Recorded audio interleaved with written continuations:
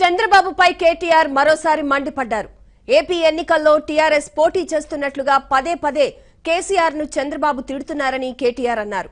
కేసీఆర్ కు వేరే ఎజెండాలేమీ లేవని, పనిచేయడమే ఎజెండా అని కేటీఆర్ అన్నారు. హైదరాబాద్ లో జరిగిన తెలంగాణ బిల్డర్స్ అసోసియేషన్ సమావేశంలో కేటీఆర్ ఈ వ్యాఖ్యలు చేశారు.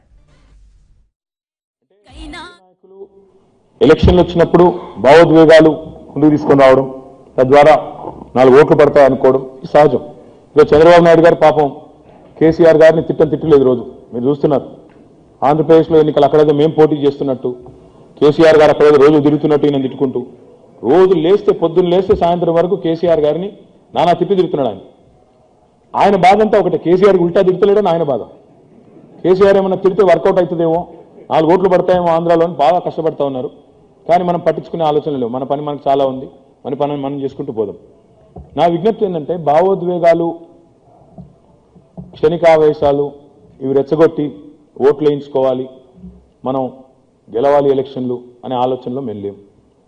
ఎలక్షన్ రాగానే ఇండియా పాకిస్తాన్ అని, ఎలక్షన్ రాగానే హిందూ ముస్లిం అని, ఎలక్షన్ రాగానే మందిర్ మసీద్ అని, అట్లాంటి చిల్లర పాలిటిక్స్ చేసే ఆలోచన మాకు లేదు. పోలవరం ప్రాజెక్టుకు 90% నిధులను కేంద్రమే ఇస్తుందని, కాళేశ్వరం ప్రాజెక్టుకు ఇవ్వమంటే మాత్రం స్పందించడం లేదని కేటీఆర్ అన్నారు. కాళేశ్వరం కడుతున్నాం. ఇప్పుడు ఆ కాళేశ్వరం నుంచే రేపు కేశవాపురం రిజర్వాయర్కి నీళ్లు రావాలి, కేశవాపురం నుంచే రేపు హైదరాబాద్కి నీళ్లు రావాలి. ఈ కాళేశ్వరం ప్రాజెక్టు మనం అడిగాం. పక్కన ఆంధ్రాలో పోలవరం కడుతున్నారు. పోలవరంలో 90% డబ్బులు ఈరోజు కేంద్రం ఇస్తా ఉంది. జాతీయ హోదా ఇచ్చారు, 90% డబ్బులు కేంద్రం ఇస్తా ఉంది. మరి మనకు కూడా అట్లా ఒక ప్రాజెక్ట్ ఇవ్వండి. మీరు పోలవరానికి ఇచ్చినట్టే కాళేశ్వరానికో, పాలమూరు ఎత్తిపోతల పథకానికో. ఎందుకంటే Kaleshwaram is costing us 80,000 crores, Palamuru is costing us more than 40,000 crores.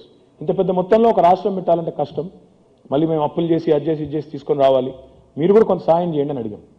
స్పందన లేదు. 3 ఏళ్ళు అయింది అడిగి స్పందన.